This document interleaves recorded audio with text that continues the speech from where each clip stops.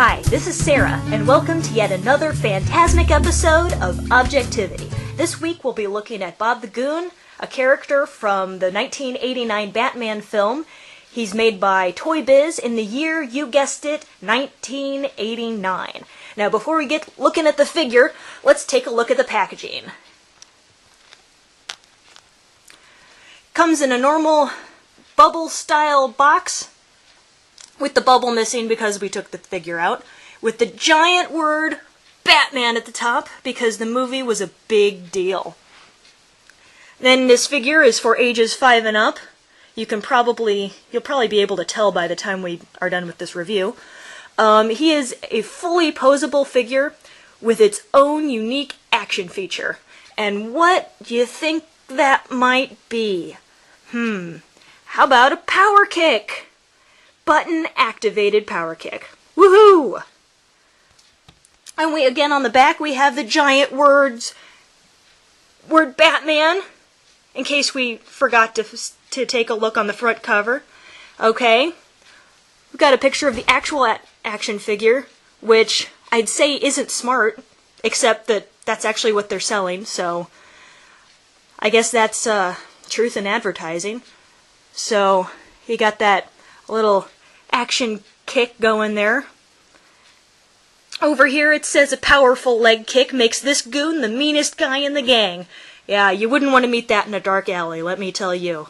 To activate the leg kick, simply push the button down on his lower back. To reset the mechanism, push the leg back in its original position. Ooh, tricky.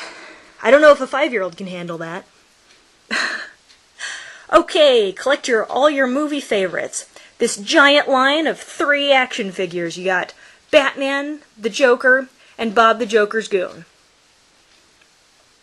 You got the Batwing, the Batmobile, and the Batcave, which actually looks pretty cool. And then down here you've got a short bio about Bob the Goon, which is more than you ever get in the film, and makes him sound a whole lot, meaner than you would have guessed looking at the figure. So, fun box. A lot more fun than the figure, I think. This figure, Bob the Goon, looks nothing like the guy in the movie. I mean, okay, he wears black. He has this little Joker sticker on his chest. He's got, I guess, longer blondish hair and a beard. Well, and beyond that, and he has his hat, which doesn't actually stay on his head. So, you have to just kind of set it up there and hope it stays, and don't try to have him bend over or anything, or his hat comes right off. There's no pushing it down. You'd have to use like super glue or something to get it to stay on there. As for his other accessories, he's got a gun, which fits in his left hand, and he is consistently shooting the guy to his right, sort of straight ahead and to the right.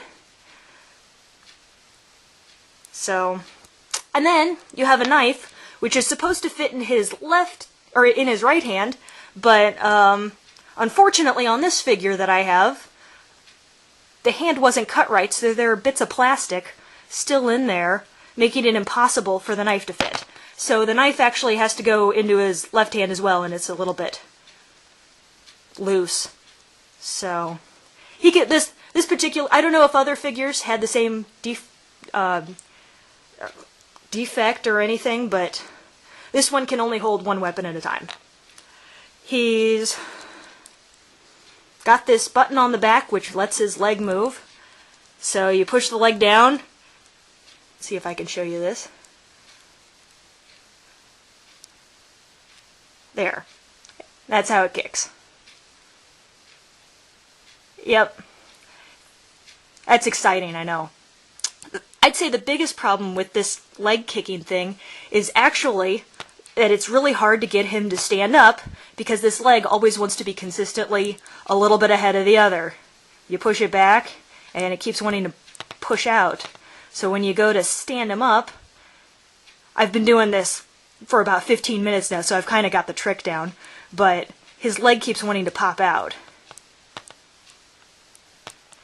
So beware if you want to use this figure to stand on your shelf. You'll probably have to super glue him down like that. Make it look like he's in a chorus line. So, not too much to say about the figure. I know that the actor who played Bob the Goon was actually pretty excited to have a figure made of himself. Too bad it wasn't a better figure, but I think it'd be pretty cool to have a figure made of myself. So, who can blame him? But I'd say overall, this figure is a 0.5 on my scale from 0 to 4. I mean, he doesn't look anything like the guy in the movie. He's just kind of your average run-of-the-mill figure, as far as everything else goes. And then he's got this stupid leg thing, which loses points for me. He's got the normal posability, except for the leg. He bends at the knees. His bends at the waist there. Each leg does. He doesn't even bend at the elbows. His head moves all the way around. So, yeah, 0.5. I recommend having this just because it's stupid and nobody else would think that there was a figure made of this guy. But otherwise, I'd say not too fun to play with, because who wants to have a figure that does a kick like that? Yeah, that's not too cool. And it's not a displaying kind of figure. So that's Bob the Goon. And this is Sarah with Objectivity. I'll see you next time.